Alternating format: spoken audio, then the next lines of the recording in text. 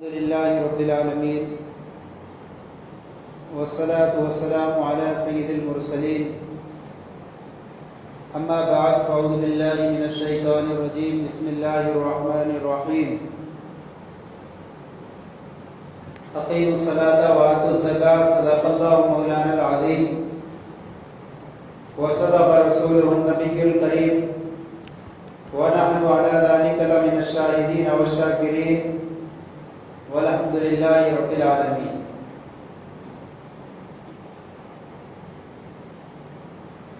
آئیے حضرات، سب سے پہلے اپنی اور ساری دنیا کے مرکز عقیدت، دونوں عالم کے تاجدار حبیب پروردگار جناب احمد مجتبیٰ محمد مصطفیٰ صلی اللہ علیہ وسلم کی بارگاہ عالیہ میں درود و سلام کا نذرانہ پیش کریں۔ بڑے باباد بلند اللہم صلی علی سیدنا مولانا محمد طب القلوب و دوائها وعافیت الابدان و شفائها ونور الابصار و ضیائها وبارک وسلم صلو علیہ صلاۃ و سلام علیک یا رسول اللہ صلی اللہ تعالی علیہ وسلم۔ کلام الامام امام الکلام مجدد دین و ملت الشاہ امام احمد رضا خان فضل بریلوی رضی اللہ تعالیٰ عنہ کا نعتیہ کلام تضمین کے ساتھ سماعت فرمائیں۔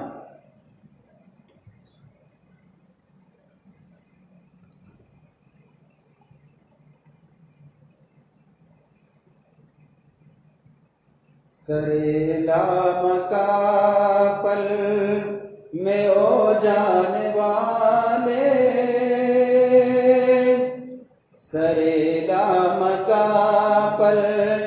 میں او جانے والے، خدا تک خدائی کو پہنچانے والے، خدا تک خدائی کو پہنچانے والے، کلام الہی کو لے آنے والے، کلام الہی کو لے آنے والے، چمک تجھ سے پاتے ہیں سب پانے والے، میرا دل بھی چمکا دے چمکانے والے، میرا دل بھی چمکا دے چمکانے والے، ہو روشن بیاباں یا کوہ ظلمت، ہو روشن بیاباں یا کوہ ظلمت، سلگتی چٹانیں ہو یا گل کی نکہت، سلگتی چٹانیں ہو یا گل کی نکہت، ہو گیلی زمین یا کہ سنگلاخ پروت، ہو گیلی زمین یا کہ سنگلاخ پروت، برستا نہیں دیکھ کر ابر رحمت، برستا نہیں دیکھ کر ابر رحمت، بدوں پر بھی برسانے والے، چمک تجھ سے پاتے ہیں سب پانے والے، میرا دل بھی چمکا چمکانے والے، سدا تجھ پہ ابر کرم ہو برستے، سدا تجھ پہ ہو، سدا تجھ پہ ابر کرم ہو برستے، بسے عطر جنت سے تیرے بھی رستے، بسے عطر جنت سے ہو تیرے رستے، سدا تجھ پہ ابر کرم ہو برستے،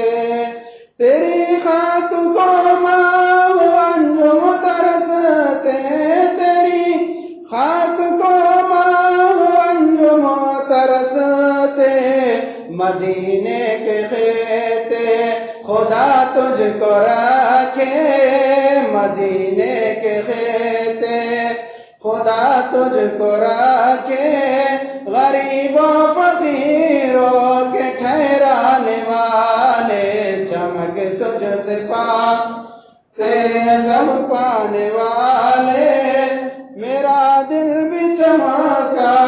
دے چمکانے والے، چمک تجھ سے پاتے،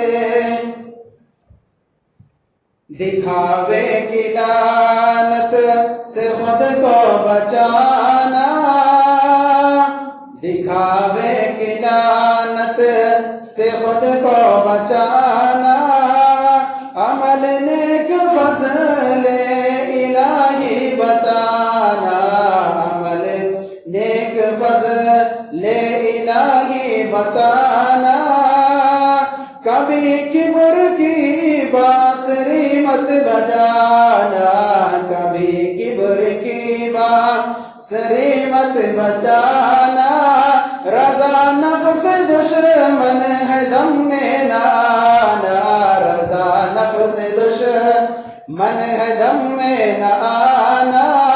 کہاں تم نے دیکھے ہے چندرانے والے، چمک تجھ سے پاتے ہیں سب پانے والے، میرا دل بھی چمکا دے چمکانے والے۔ ایک بار درود پاک پڑھیے، اللہم صلی علی سیدنا مولانا محمد بارک وسلم، صلی علیہ الصلوۃ والسلام علیک یا رسول اللہ صلی اللہ تعالی علیہ وسلم۔ اللہ تعالیٰ قرآن مجید میں ارشاد فرماتا ہے، اقیموا الصلاۃ وآتوا الزکاۃ وارکعوا مع الراکعین، نماز قائم کرو اور زکوٰۃ ادا کرو اور رکوع کرنے والوں کے ساتھ رکوع کرو۔ اللہ تعالیٰ نے قرآن مجید میں 32 مرتبہ نماز کے ساتھ زکوٰۃ کا ذکر فرمایا، گویا کہ جس طرح نماز ایک اہم ہے اسلام کے اندر، اسی طرح زکوٰۃ بھی ایک بہت اہم فریضہ ہے۔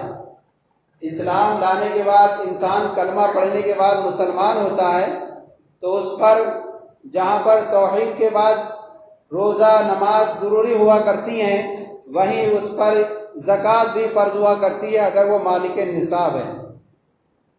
زکوٰۃ 2 ہجری میں روزوں سے پہلے فرض کی گئی، اور زکوٰۃ کا جو مصرف ہے وہ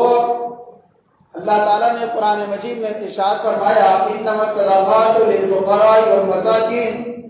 والعاملین علیہا والمؤلفۃ قلوبہم وفی الرقاب والغارمین وفی سبیل اللہ وابن السبیل، بے شک صدقات فقراء کے لیے ہیں، مساکین کے لیے ہیں اور عاملین کے لیے ہیں جو زکوٰۃ کو وصول کرتے ہیں، اور اللہ کی راہ میں جہاد کرنے والے کے لیے ہیں، مسافر کے لیے ہیں۔ تو زکوٰۃ کے ساتھ مصرف اللہ تعالیٰ نے بیان فرمائے۔ زکوٰۃ یہ ایک ایسی چیز ہے کہ انسان کو زکوٰۃ دینے کی وجہ سے جہاں اس کے مال میں برکت ہوتی ہے، وہیں اس کا مال تباہ و بربادی سے بھی بچ جایا کرتا ہے۔ جہاں اس کو صحیح طور پر زندگی نصیب ہوتی ہے، جہاں اس کی کھیتی پروان چڑھتی ہے، وہیں اس کی نشو و نما صحیح طور پر ہوتی ہے۔ لیکن اگر وہ مال اللہ کی راہ میں زکوٰۃ کر کے زکوٰۃ دے کر کے اس کو صحیح طور پر مصرف میں نہ لائے جائے تو وہ تباہ و برباد ہو جایا کرتا ہے۔ نبی کریم صلی اللہ علیہ وسلم نے ارشاد فرمایا کہ خشکی اور تری میں اگر کسی کا کوئی مال وہ ضائع ہوتا ہے تو اس مال کے ضائع ہونے کی ایک وجہ یہ ہوتی ہے کہ اس مال کی زکوٰۃ نہیں دی گئی ہوتی ہے۔ نبی حضرت ابن عباس رضی اللہ تعالیٰ عنہ فرماتے ہیں کہ جب یہ آیت کریمہ والذین یکنزون الذھب والفضة ولا ينفقون فی سبیل اللہ فبشرهم بعذاب علیم نازل ہوئی، یعنی وہ لوگ جو اپنے مال سونے اور چاندی کو خزانہ بناتے ہیں اور اسے اللہ کی راہ میں خرچ نہیں کرتے ہیں تو انہیں خوشخبری دے دو دردناک عذاب کی۔ جب یہ آیت کریمہ نازل ہوئی تو سارے صحابہ اکرام کو تشویش ہو گئی کہ ہم تو بہت سارے مال کو جمع کرتے ہیں، سونا چاندی تو رکھا اس لیے جاتا ہے کہ اس کو مال محفوظ کیا جائے، تو پھر آخر یہ کیسے ہوگا؟ سارے صحابہ اکرام پریشان ہو گئے۔ چنانچہ حضرت عمر کے پاس آئے، آنے کے بعد عرض کی کہ اس طرح کی آیت کریمہ نازل ہو چکی ہے۔ حضرت عمر نے فرمایا کہ میں تمہارے اوپر سے کچھ پریشانی کو دور کر سکتا ہوں۔ چنانچہ اللہ کے رسول کی بارگاہ میں حاضری ہوئی اور اللہ کے رسول کی بارگاہ میں عرض کی، یا رسول اللہ، یہ آیت کریمہ نازل ہوئی ہے، لوگوں میں بڑا خلفشار، بڑی پریشانی پائی جا رہی ہے۔ تو اللہ کے رسول نے فرمایا، وہ خزانہ سونا چاندی جس کو جمع کیا جاتا ہے، اگر اس کی زکوٰۃ ادا کر دی جائے تو وہ اس زمرے میں شامل نہیں ہوگا۔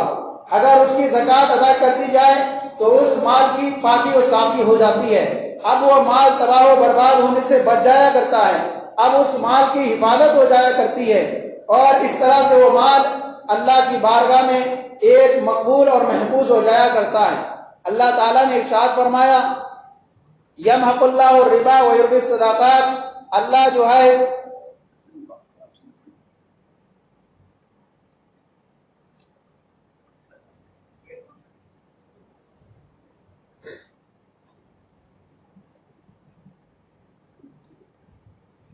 اللہ جو ہے ربا سود کو مٹاتا ہے اور صدقات کو بڑھاتا ہے۔ تو اللہ تعالیٰ کی بارگاہ میں اگر انسان زکوٰۃ ادا کرتا ہے تو ظاہری طور پر یہ لگتا ہے کہ میرا مال ضائع ہو رہا ہے، لیکن اللہ تعالیٰ نے قرآن مجید میں یہ ارشاد فرمایا، مثل الذین ينفقون اموالهم فی سبیل اللہ کمثل حبۃ انبتت سبع سنابل فی کل سنبلۃ مئۃ حبۃ، ان لوگوں کی مثال جو اللہ کی راہ میں خرچ کرتے ہیں اس بالی کی طرح ہے کہ کمثل حبۃ انبتت سبع سنابل، جو ایک بالی، ایک دانہ جو ہے 7 بالیاں لے کر آیا اور ہر بالی میں 100 دانے۔ تو گویا کہ انسان اللہ کی راہ میں خرچ کرے تو ایک خرچ کرتا ہے، اللہ تعالیٰ اس کے 100 عطا فرماتا ہے۔ اور رمضان المبارک میں انسان کا نفل کا ثواب فرض کے برابر ہو جایا کرتا ہے اور فرض کا ثواب 70 فرضوں کے برابر ہو جایا کرتا ہے۔ نبی کریم صلی اللہ تعالی علیہ وسلم نے فرمایا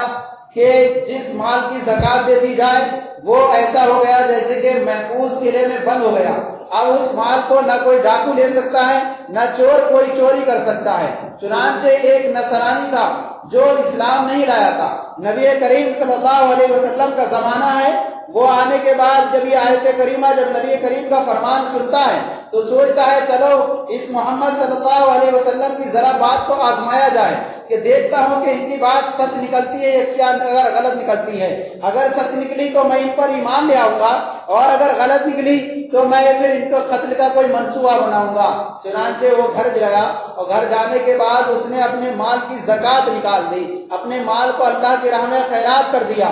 اور اس کے بعد اس کا ایک قافلہ مصر کو تجارت کے لیے گیا ہوا تھا، مصر کو تجارت کے لیے گیا ہوا تھا کہ اسی دنوں میں اچانک ادھر سے خبر آتی ہے کہ ہم راستے سے آ رہے تھے، ہمارا قافلہ ساتھ میں آ رہا تھا کہ اچانک ڈاکوؤں نے ہمارے مال کو لوٹ لیا، ہمارے تباہ و برباد کر دیا، سارا مال غرق ہو گیا۔ چنانچہ وہ غصے میں آ گیا اور سوچنے لگا کہ میں نے سوچا تھا کہ مال کو دینے کی وجہ سے میرا مال محفوظ ہو جائے گا، لیکن جیسے ہی وہ قتل کے ارادے سے تلوار لے کر کے نبی کی بارگاہ میں پہنچ چلتا ہے کہ راستے میں پھر اسے اچانک اس کے قاصد کی خبر ملتی ہے، اور خبر یہ ملتی ہے کہ میں جس قافلے سے آ رہا تھا وہ قافلہ تو آگے نکل گیا لیکن میں پیچھے رہ گیا تھا، اور میں پیچھے رہ جانے کی وجہ سے میرا مال بھی محفوظ رہ گیا، میری امانت بھی محفوظ رہ گئی، میرا سارا مال محفوظ رہ گیا اور میری جان بھی محفوظ رہ گئی، اور مجھے کافی مالوں میں فائدہ بھی ہوا۔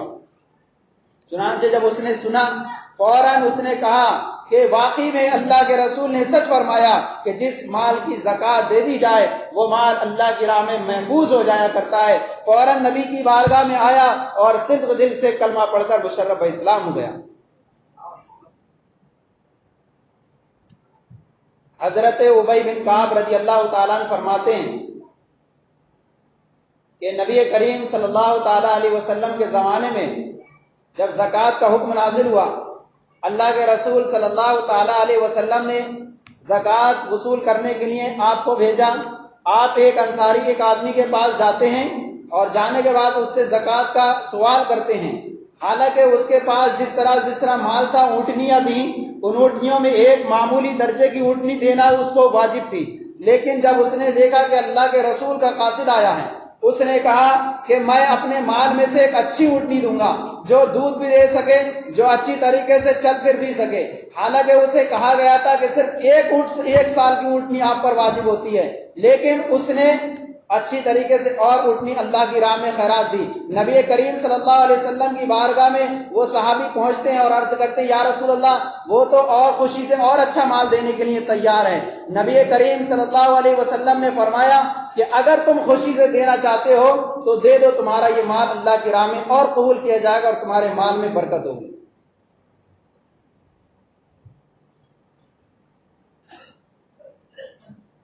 جہاں پر زکوٰۃ دینے کے بڑے بڑے فضائل ہیں، زکوٰۃ دینے سے انسان کو بہت زیادہ فائدے دنیا میں ملتے ہیں، وہیں آخرت میں اگر سوال انسان زکوٰۃ نہ دے تو اس کی وجہ سے اس کا مال تباہ و برباد ہو جایا کرتا ہے۔ بہرحال اس کے اندر اگر میں بیان کرنے پہ آؤں تو بڑے واقعات ملیں گے اس کے اندر، لیکن ہمارا جو اصل مقصد ہے زکوٰۃ کے اوپر روشنی ڈالنا۔ زکوٰۃ اللہ نے جو فرض قرار دی، اس کے ذریعے سے مسلمانوں کی جو تنگ دستی دور ہوتی ہے۔ اگر جس قوم میں زکوٰۃ کا رواج ختم ہو جاتا ہے تو وہاں پر اللہ تعالیٰ کی طرف سے بارش روک لی جاتی ہے، اور اللہ کے رسول صلی اللہ علیہ وسلم فرماتے ہیں اگر دنیا کے اندر جانور نہیں ہوتے تو ایسے زکوٰۃ نہ دینے والوں کی وجہ سے کبھی بارش نہیں ہوتی، لیکن یہ جانور ہیں، اس وجہ سے اللہ کی طرف سے زکوٰۃ کیا ہوتی ہے، بارش ہو جایا کرتی ہے۔ نبی کریم صلی اللہ تعالی علیہ وسلم کے زمانے کا ایک واقعہ ہے۔ اللہ کے رسول صلی اللہ تعالی علیہ وسلم کی بارگاہ میں ایک شخص آتا ہے جس کا نام ہے ثعلبہ بن حاطب۔ ثعلبہ بن حاطب ہے، نبی کریم صلی اللہ علیہ وسلم کی بارگاہ میں آتا ہے اور عرض کرتا ہے، یا رسول اللہ، میرے لیے کچھ مال و دولت کی برکت کی دعا کر دیجئے۔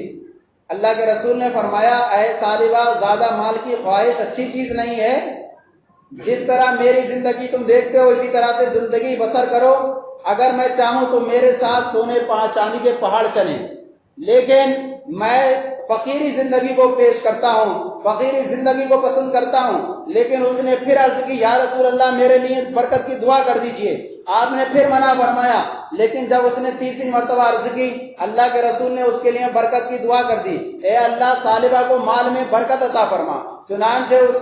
اب اس کے مال میں برکت دیکھے کس طرح سے پیدا ہونا شروع ہوتی ہے کہ اس نے پہلے بکری لی، بکری میں اتنی تعداد بڑھ گئی کہ اس کی بکریاں بہت زیادہ ہو گئیں۔ جب بکریاں اتنی زیادہ ہو گئیں تو مدینے میں اس کا رہنا دوبھر ہو جاتا ہے، چنانچہ وہ مدینے سے نکل کر کے بکریوں کو رہنے کے لیے ایک الگ جگہ چلا جاتا ہے، جنگل میں ویرانے میں رہنے لگتا ہے۔ پہلے ساری 5 نمازوں میں حاضری ہوا کرتی تھی اس کی، نبی کے دیدار سے مشرف ہوا کرتا تھا، لیکن اب کتنی کثرت بڑھ گئی کہ صرف ظہر اور عصر میں آیا کرتا تھا، باقی 3 نمازیں اس کی فوت ہو جایا کرتی تھی۔ چنانچہ پھر اور اس کے مال کی کثرت بڑھ گئی، اب ایسا ہوا کہ اس کی 5 نمازیں ضائع ہونے لگی، 5 نمازیں اس کی فوت ہونے لگیں۔ اب ایسا عالم بڑھ گیا کہ وہ نمازوں میں بھی حاضری نہیں ہو رہا ہے، اب صرف جمعہ وہ حاضر ہو رہا ہے۔ نبی کریم صلی اللہ تعالی علیہ وسلم نے صحابہ اکرام سے پوچھا، اے صحابہ، ثعلبہ کا کیا حال ہے؟ انہوں نے عرض کی، یا رسول اللہ، اس کا مال تو اتنا زیادہ بڑھ گیا ہے کہ اس کا رہنا مدینے میں دشوار ہو گیا ہے، اس نے جنگل کے اندر سکونت اختیار کر لی ہے، وہاں پر وہ اپنی بکریوں کو لے کر کے رہ رہا ہے۔ نبی کریم صلی اللہ علیہ وسلم نے ارشاد فرمایا، افسوس افسوس ثعلبہ پر، میں نے اسے منع کیا تھا کہ مال کی زیادہ خواہش اچھی نہیں ہوا کرتی ہے۔ چنانچہ اس کے بعد اللہ تعالیٰ کی طرف سے حکم آ جاتا ہے کہ زکوٰۃ کو وصول کرو۔ نبی کریم صلی اللہ علیہ وسلم نے 2 لوگوں کو زکوٰۃ وصول کرنے کے لیے بھیجا،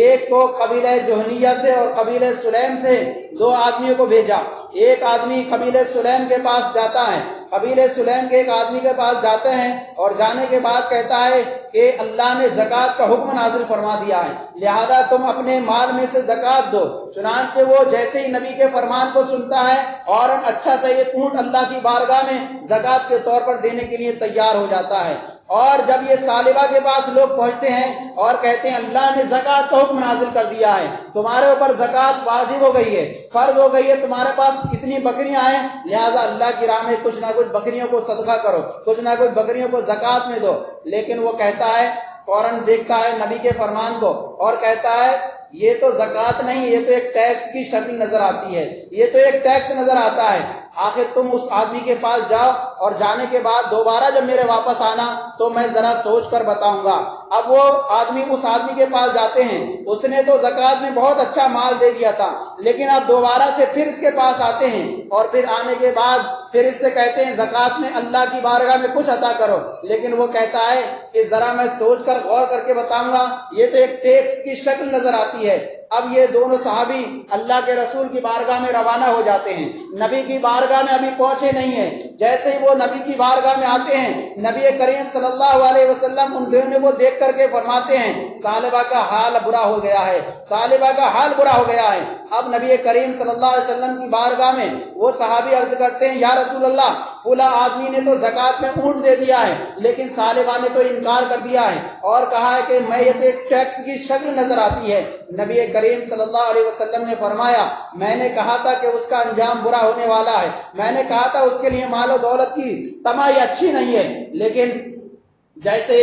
नबी करीम सल्लल्लाहु अलैहि वसल्लम ये इरशाद फरमाते हैं, फौरन ये आयत करीमा नाजिल हो जाती है कि जो लोग अल्लाह की बारगाह में ये वादा करते हैं कि अगर उन्हें माल अता किया जाए तो अल्लाह की राह में बहुत ज्यादा अता करेंगे, लेकिन जब उनको माल दे दिया जाता है तो वो माल से रूगर्दानी करते हैं, अब माल को अल्लाह की बारगाह में देने से इनकार कर देते हैं। जैसे ही आयत करीमा नाजिल हुई, उसके कबीले का एक आदमी वहां पर नबी करीम की बारगाह में बैठा हुआ था। जाने के बाद फौरन सालिबा से कहता है, ऐ सालिबा तेरा बुरा हाल हो, अल्लाह के ऊपर आयत करीमा नाजिल हो चुकी है और जो तेरे बारे में ही नाजिल हुई है, अल्लाह ने अपने नबी को मना फरमा दिया है कि अब उसका ज़कात का माल कबूल ना किया जाए। चुनांचे फौरन भागता हुआ नबी की बारगाह में जाता है और जाने के बाद अर्ज करता है, या रसूल अल्लाह, मैं माल लेकर के हाजिर हुआ हूं, मेरा माल कबूल कर लीजिए। नबी फरमाते हैं, मैंने तुझसे पहले मांगा था, तूने नहीं अता किया था, अब मुझे अल्लाह ने तेरा माल लेने से रोक दिया है, अब मैं तेरा माल कबूल नहीं कर सकता। चुनांचे अपने सर पर खाक डालने लगता है,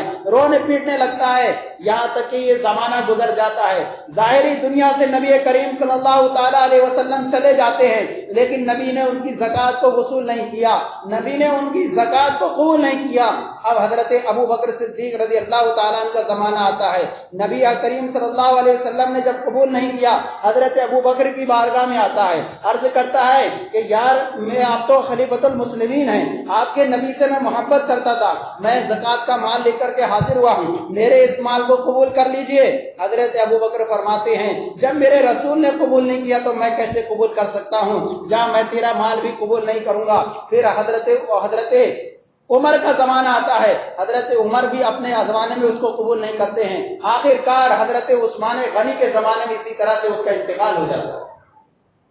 तो देखें कि इंसान को माल और दौलत मिले ये अच्छी चीज है, लेकिन अल्लाह से ये दुआ करनी चाहिए कि मौला मुझे राह खुदा में खर्च करने का जज्बा भी अता फरमाए, क्योंकि राह खुदा में खर्च करने से इंसान की जिंदगियों में बुलंदी होती है, इंसान को बुलंदियां मिलती हैं, इंसान की उम्र बढ़ा दी जाती है। हजरत दाऊद अलैहिस्सलाम का जमाना है, हजरत दाऊद अलैहिस्सलाम के सामने मलकुल मौत हजरत इस्राईल अलैहिस्सलाम आते हैं और नौजवान, एक बड़ा खूबसूरत नौजवान हजरत दाऊद अलैहिस्सलाम की बारगाह में बैठा हुआ है और वो इस्राईल अलैहिस्सलाम अर्ज करते हैं कि आप इस नौजवान को देख रहे हैं, इसके बारे में क्या ख्याल है आपका? फरमाया कि ये बड़ा हसीन और जमील है, बहुत अच्छा है, मेरा बड़ा अदब करता है और जब भी मुझसे मुलाकात नहीं कर लेता घर को वापस नहीं जाता है, मेरा बड़ा कहना मानता है। उन्होंने कहा कि आप इस नौजवान के बारे में जानते हैं कि इसकी शादी तो एक दिन अभी आज ही हुई है, लेकिन इसकी जिंदगी के सिर्फ 6 दिन रह गए, इसके जिंदगी के सिर्फ 6 दिन रह गए, 6 दिन के बाद इसकी रूह कब्ज हो जाएगी। हजरत दाऊद अलैहिस्सलाम जब ये सुनते हैं तो बड़े गमगीन हो जाते हैं और फरमाते हैं ये तो बड़ा हसीन जमील नौजवान, नेक पाबंद सुन्नत है, अचानक ये दुनिया से चला जाएगा। हजरत दाऊद अलैहिस्सलाम इतना रंजीदा हो गए। अब जब हजरत दाऊद अलैहिस्सलाम 6 दिन के बाद देखते हैं कि 6 दिन के बाद देख रहे हैं कि वो नौजवान नजर आ रहा है, اور اس کی انتقال نہیں ہوا. 6 دن کے بعد 6 مہینے گزر گئے. 6 مہینے گزر گئے لیکن وہ اس کا نوجوان بالکل صحیح و سالم نظر آ رہا ہے. نہ اس کی موت آئی نہ اس کو دنیا سے انتقال ہوا. آخرکار جب حضرت ملک الموت حضرت داؤد علیہ السلام کی بارگاہ میں آتے ہیں اور آپ پوچھتے ہیں تم نے تو کہا تھا کہ 6 دن کے بعد اس کا انتقال ہو جائے گا، لیکن میں دیکھ رہا ہوں کہ 6 مہینے گزر گئے لیکن یہ ابھی بھی ظاہر و حال نظر آ رہا ہے، اس کا انتقال نہیں ہوا. آخر وجہ کیا ہوئی کہ اس کی یہ کیسا معاملہ ہو گیا؟ یہ تو 6 دن بعد انتقال کرنے والا تھا. انہوں نے کہا جس دن اس کے انتقال کا وقت آیا اور جب اس کی روح قبض کرنے کا وقت آیا، میں جیسے ہی اس کی روح قبض کرنے کے لیے پہنچا اور میں نے جیسے ہی اس کی روح قبض کرنے کے لیے اپنا ہاتھ بڑھایا، اللہ تعالیٰ کی طرف سے حکم آیا کہ اے ملک الموت اس بندے کی روح کو قبض مت کرنا، اس بندے کی روح کو قبض مت کرنا. کہ یہ نوجوان اپنا زکوٰۃ کا مال لے کر کے نکلا اور ایک پریشان حال انسان کو اس نے وہ مال زکوٰۃ دے دیا اور اس انسان نے اس کے لیے اللہ تعالیٰ کی بارگاہ میں ہاتھ اٹھا کر کے دعا کی، مولا اسے بلندی عمر عطا فرما، مولا اسے اس کی عمر میں برکت عطا فرما اور اسے جنت میں حضرت داؤد علیہ السلام کا ساتھی بنا. فوراً میں نے اس کی تقدیر کو بدل دیا اور اس کی جو عمر 6 دن رہ گئی تھی میں نے 60 سال بلکہ 70 سال تک اور کر دی اور میں نے اس کو حضرت داؤد علیہ السلام کا جنت کا ساتھی بنا دیا. تو دیکھیں صدقہ و خیرات کرنے سے انسان کی عمریں طویل ہو جایا کرتی ہیں، صدقہ و خیرات کرنے سے انسان کی بلائیں ٹل جایا کرتی ہیں، انسان کے گھروں میں کبھی کبھی مصیبتیں آتی ہیں. انسان دیکھتے ہیں جو کبھی کبھی مال جمع نہیں کرتا، کبھی ایسی ایسی بیماریاں لگ جاتی ہیں. غریب کو اتنی بیماریاں نہیں لگتی ہیں جتنے کہ جو انسان اگر مالدار زکات ادا نہیں کرتا کہ اس کو زیادہ بیماریاں لگ جایا کرتی ہیں. کیوں؟ اگر اس نے مال ادا اللہ کی بارگاہ میں ادا نہیں کیا ہے. حضرت سنان رضی اللہ تعالیٰ عنہ فرماتے ہیں کہ ایک مرتبہ تابعی مشہور تابعی ہیں، فرماتے ہیں کہ ان کے ہمسائے میں ایک نوجوان کا انتقال ہو گیا اور جب نوجوان کا انتقال ہو گیا تو ان کے پاس کچھ بزرگ لوگ آئے تو انہوں نے کہا کہ چلو ہمارے ایک ہمسائے کا انتقال ہو گیا ہے، اس کے بھائی کی تعزیت کے لیے چلتے ہیں تاکہ اس کو کوئی تسلی ہو جائے، غمگینی کے آثار ہیں تاکہ اس کو سکون مل جائے. جب آپ اس کے گھر پہنچے، گھر پہنچنے کے بعد اس کی تعزیت کی تو دیکھا کہ وہ اچانک زار و قطار رونے لگا اور بے تحاشا چیخیں مار کر کے رونے لگا. آپ نے پوچھا کیوں رو رہے ہو؟ فرمایا کہ وہ کیسے نہ رو جو قبر کے حالات جانتا ہے، وہ کیسے نہ رو جس کا بھائی قبر میں طرح طرح کی مصیبتوں میں پریشان حال ہے. آپ نے فرمایا کیا تم نے قبر کے حالات دیکھ لیے؟ اس نے کہا ہاں میں نے قبر کے حالات دیکھ لیے ہیں. واقعہ یہ ہوا کہ میں جب اپنے بھائی کو دفن کرنے کے بعد اپنے سارے لوگ رشتہ دار وہاں سے واپس ہو گئے، میں اپنے بھائی کی قبر پر بیٹھا رہا کہ اچانک میں نے قبر کے اندر سے آواز سنی اور وہ کہہ رہا تھا مجھے بچاؤ، مجھے یہاں آگ نے پکڑ لیا ہے، طرح طرح کے سانپ بچھو نے ڈسنا شروع کر دیا ہے، لوگ مجھے چھوڑ کر کے جا رہے ہیں. اچانک مجھ سے نہ رہا گیا، اپنے بھائی کی محبت مجھ پر قربان ہو گئی اور میں نے کسی طرح سے قبر کی مٹی ہٹانا شروع کر دی کہ دیکھوں کہ میرے بھائی کا حال کیا ہے. اچانک میں نے دیکھا کہ میرا بھائی قبر میں آگ کی لپٹ میں جھلس رہا ہے، قبر میں چاروں طرف سے اس کی آگ نظر آ رہی ہے، بڑے بڑے سانپ بچھو سے نظر آ رہے ہیں. مجھ سے نہ رہا گیا اور میں نے وہ قبر کی آگ بجھانے کی کوشش کی. چنانچہ میں نے اپنے بھائی کو بچانے کی کوشش کی، حد تو یہ ہوئی کہ اس آگ نے مجھے بھی جلا دیا اور دیکھیں یہ میرا ہاتھ پورا سیاہ ہو چکا ہے. تو یہ بڑے بڑے انجام ہوا کرتے ہیں زکوٰۃ نہ دینے کی وجہ سے. لیکن اگر زکوٰۃ اللہ کی بارگاہ میں دے دی جائے تو وہی زکوٰۃ انسان کے لیے ذریعہ نجات بنا کرتی ہے. ایک نبی کا زمانہ ہے، نبی کے زمانے میں ایک مرد اور عورت تھے، بڑے نیک پرہیزگار متقی پرہیزگار تھے. ان نبی کی بارگاہ میں اللہ نے یہ حکم ارشاد فرمایا کہ یہ تمہارے زمانے میں یہ 2 مرد و عورت ہیں، ان کی جو ہے وہ زندگی بچی ہوئی ہے صرف 80 سال بچی ہوئی ہے. ان کی زندگی جو ہے صرف 80 سال بچی ہوئی ہے، لیکن ان کے کچھ نیک کام ایسے ہیں، اچھے کام انہوں نے ایسے کیے ہیں کہ جس اچھے کام سے خوش ہو کر کے انہیں میں اختیار دے رہا ہوں کہ ان کے 80 سالوں میں 40 سال ان کے امیری کے ہوں گے اور 40 سال غریبی کے ہوں گے. یعنی تقدیر لکھ چکی ہے کہ ان کے 80 سال رہ گئے زندگی کے، لیکن پھر بھی میں انہیں اختیار دے رہا ہوں کہ اب انہیں 40 سال امیری کے ہیں، 40 سال غریبی کے ہیں. اب چاہے 40 سال امیری کے پہلے لے لیں یا غریبی کے پہلے لے لیں. نبی اپنے زمانے کے نبی ان کے پاس جاتے ہیں اور کہتے ہیں کہ اللہ نے یہ حکم فرمایا ہے کہ تمہاری زندگی 80 سال بچی ہے اور 80 میں 40 سال امیری کے ہیں، 40 سال غریبی کے ہیں. اب تم جس کو چاہو اختیار کر لو. اللہ تمہیں اختیار دے رہا ہے کہ پہلے امیری کے لینا ہے کہ غریبی کے لینا ہے. انہوں نے کہا کہ ایسا کرو، معاملہ بڑا سنگین ہے، ذرا میں اپنی بیوی سے نہ پوچھ لوں، مشورہ کر لیتا ہوں. دونوں بڑا میاں بیوی بڑے متقی پرہیزگار تھے. بیوی نے مشورہ دیا کہ ایسا کرو کہ 40 سال جو امیری کے ہیں وہ پہلے لے لیتے ہیں، اس کے بعد غریبی آئے گی تو دیکھا جائے گا کیسے گزرتی ہے غریبی، لیکن پہلے امیری کے 40 سال لے لیتے ہیں اور پھر غریبی کے ہوگا تو دیکھا جائے گا. چنانچہ مشورہ کرنے کے بعد کہا کہ ایسا کیجیے، اللہ سے عرض کیجیے کہ ہمیں پہلے 40 سال امیری کے عطا کر دے. چنانچہ فرمایا کہ ٹھیک ہے، ہم تمہیں 40 سال امیری کے پہلے عطا کر دیتے ہیں. اب انہوں نے جب 40 سال امیری کے عطا کر دیے، اب مال آنا شروع ہو گیا. اب مال آنا شروع ہو گیا. شوہر نے بیوی سے کہا روزانہ تو ہم جو ہے چھوٹی سی برتن چڑھاتے تھے، چھوٹا سا کھانا بنایا کرتے تھے، ہمیں فقیری کا ڈر ہوا کرتا تھا، ہمیں غریبی کا ڈر ہوا کرتا تھا. اب تو غریبی آ نہیں سکتی، 40 سال تک غریبی آ نہیں سکتی، کسی دنیا دار کا یہ وعدہ نہیں ہے. اب اللہ نے ہم سے وعدہ فرمایا کہ 40 سال تک غریبی آ نہیں سکتی، اس لیے اب تو پتیلی مت چڑھا بلکہ دیگ چڑھا. اب اچھی طریقے سے کھانا بنا اور خوب کھانا بنا، اور میں غریبوں فقیروں کو باہر سے بلا کر کے لاتا ہوں، اور اسی طرح ہم 40 سال تک یہ اس طرح سے اللہ کی بارگاہ میں خیرات کرتے رہیں گے. چنانچہ جیسے ہی بیوی نے بڑی والی دیگ چڑھائی اور جیسے ہی کھانا تیار ہوا، غریب فقیر آ کر کے بیٹھ گئے اور کھانا کھانے لگے. اور جب کھانا کھانے کے بعد انہوں نے اپنے ہاتھوں کو اٹھا کر اللہ کی بارگاہ میں دعا کی، مولا انہیں دراز کی عمر عطا فرما، ان کی عمروں میں برکت عطا فرما، ان کی امیری میں برکت عطا فرما. اللہ تعالیٰ نے پھر حکم فرمایا، اے نبی دوبارہ اس گاؤں کی طرف جاؤ، دوبارہ اس محلے کی طرف جاؤ اور ان دونوں کو حکم دلاؤ اور ان دونوں کو یہ خوشخبری سناؤ کہ ہم نے تمہارے 40 سال امیری کے بنائے تھے، لیکن ان غریبوں کی دعاؤں سے ہم نے تمہارے 80 سال امیری کے کر دیے. تو غریبوں کی دعاؤں سے انسان کی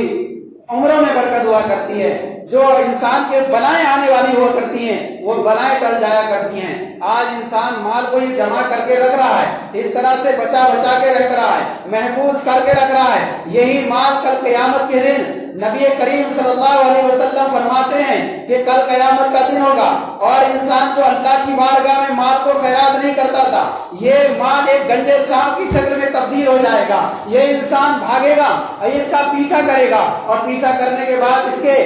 دائیں ہاتھ کو پکڑے گا اور چبا کر کے کھا جائے گا اور کہے گا کہ میں تیرا وہی مال ہوں جس کو تو بچا کر کے رکھتا تھا، جس کو تو مال کو محفوظ کرتا تھا، وہی مال ہوں، میں تیرے لیے آیا ہوں، آج تجھے طرح طرح کی تکلیفیں دوں گا. رمضان مبارک ہمارے سامنے جلوہ بگر ہے، اس میں بہت زیادہ فضائل ہے، ثواب حاصل ہوتا ہے نمازوں کا، زکوٰۃ کا. ایک فرض کا ثواب 70 فرضوں تک ہو جایا کرتا ہے. انسان جو مالک نصاب ہے، مالک نصاب کب ہوتا ہے؟ انسان کے پاس یا تو 7.5 تولہ سونا ہو یا 52.5 تولہ چاندی ہو، یا ان میں سے کسی کی مالیت کا پیسہ ہو. اس کے پاس اتنا پیسہ ہے کہ وہ 7.5 تولہ سونا ہے، یا تو تب بھی وہ مالک نصاب ہے، یا اس کے پاس 52.5 تولہ چاندی ہے تب بھی وہ مالک نصاب ہے، یا اگر اس کے پاس اتنا نہیں ہے لیکن پیسہ اتنا ہے کہ اس سے جو ہے کسی ایک کا نصاب پورا ہو جاتا ہے، یعنی 52.5 تولہ چاندی خریدی جا سکتی ہے اس کے اندر،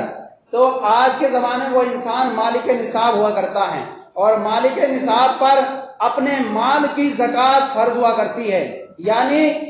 100 روپے میں 2.5 روپے کے حساب سے زکوٰۃ فرض ہوا کرتی ہے. 2.5% زکات میں دینا ہوا کرتا ہے۔ تو اگر انسان مالک نصاب ہے، آج کے زمانے میں دیکھیں تو 52.5 تولہ چاندی، تقریباً 30,000 اگر انسان کے پاس روپیہ ہے تو 52.5 تولہ چاندی آرام سے خریدی جا سکتی ہے۔ گویا کہ اگر کسی کے پاس 30,000 روپیہ ہے اور یا سونا ہے، اگر سونا 52.5 تولہ نہیں ہے، 2 ہی تولہ ہے، تو 2 تولہ سونا کو اگر دیکھیں تو اس سے آرام سے چاندی خریدی جا سکتی ہے اتنی، تب بھی انسان مالک نصاب ہو جاتا ہے۔ یا اگر اس کے پاس دونوں میں سے کوئی نہیں ہے لیکن اتنا پیسہ ہے کہ کسی ایک کو خرید سکتا ہے، تب بھی وہ مالک نصاب ہو جاتا ہے۔ اب ایسے انسان پر زکوٰۃ فرض ہوتی ہے کہ اپنے مال کا حساب لگائیں، اور مال کا حساب لگانے کے بعد ہر 100 روپے میں سے 2.5 روپے کے حساب سے وہ زکوٰۃ کے مد میں عطا کرے تو انشاءاللہ وہ اس کا مال محفوظ ہو جاتا ہے۔ اور جب مال محفوظ ہو جائے گا، نہ چوری ہوگی، نہ کسی طرح جائے گا، نہ کسی طرح سے آفت و بلیات میں موصول ہوگا۔ اتنے سارے واقعات بیان کرنے کا مقصد یہی ہے کہ دیکھیں آپ نے کہ اللہ کا قرآن حق ہے، نبی کا فرمان حق ہے۔ ساری دنیا بدل سکتی ہے لیکن نبی کا فرمان نہیں بدل سکتا۔ نبی نے فرمایا کہ اگر زکوٰۃ نہ دی جائے تو عذاب بھی ہوتا ہے، فرمایا کہ اگر زکوٰۃ دی جائے تو اس کی وجہ سے اللہ تعالیٰ بہت درجات بلند فرماتا ہے۔ تو اسی طرح انسان پر روزے آ گئے، روزے رکھنے کی وجہ سے انسان پر